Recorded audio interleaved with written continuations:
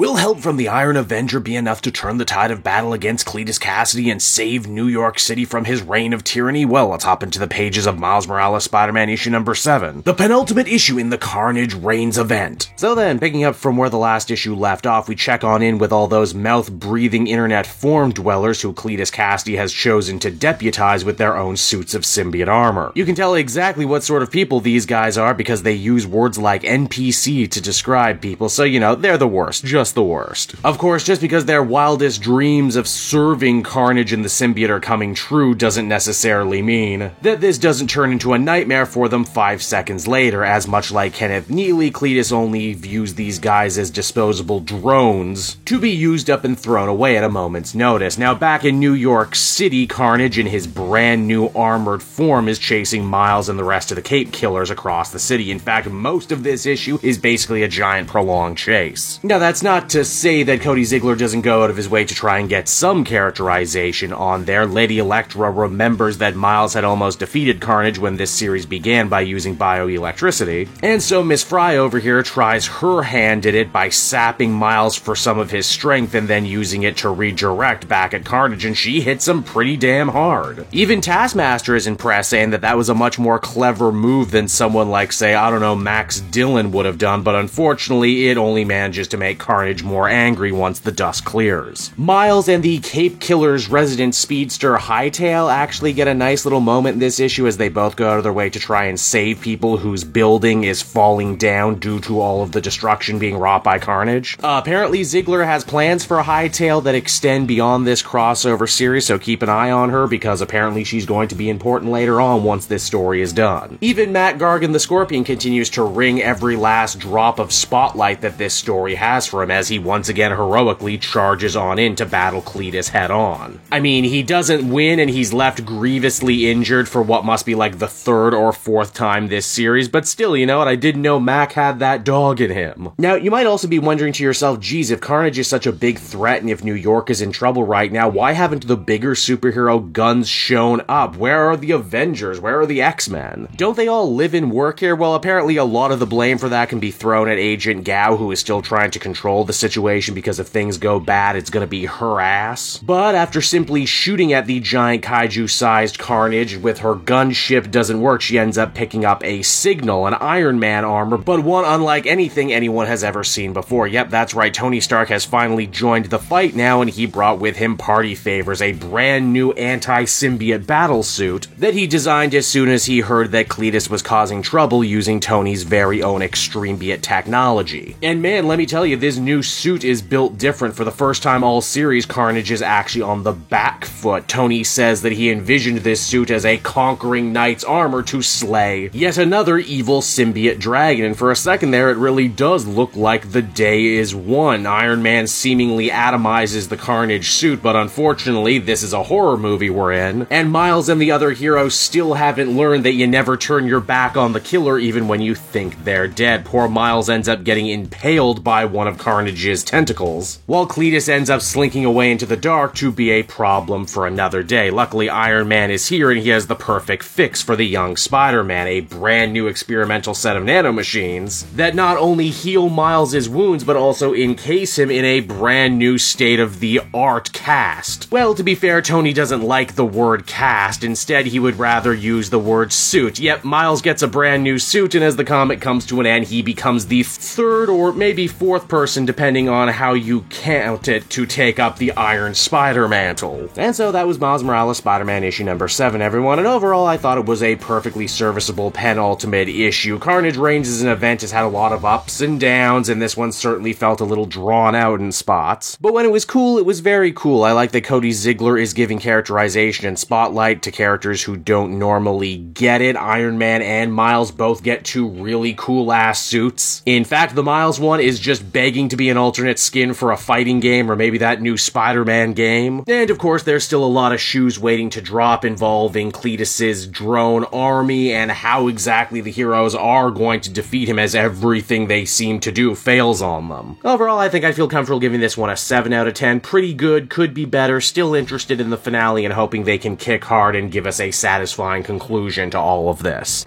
Hey there everyone, it's your old pal Cape Joel again, thanking you so much for watching to the end of the video. I hope you enjoyed it, and if you did, why not check out my Amazon link down in the description. Yes, that's right, the Cape Joel channel officially has its own Amazon storefront now. You can pick up a comic or anything else for that matter, and if you did, you'd really be helping me in the channel. So with that out of the way everyone, I will see you again next time. Bye-bye.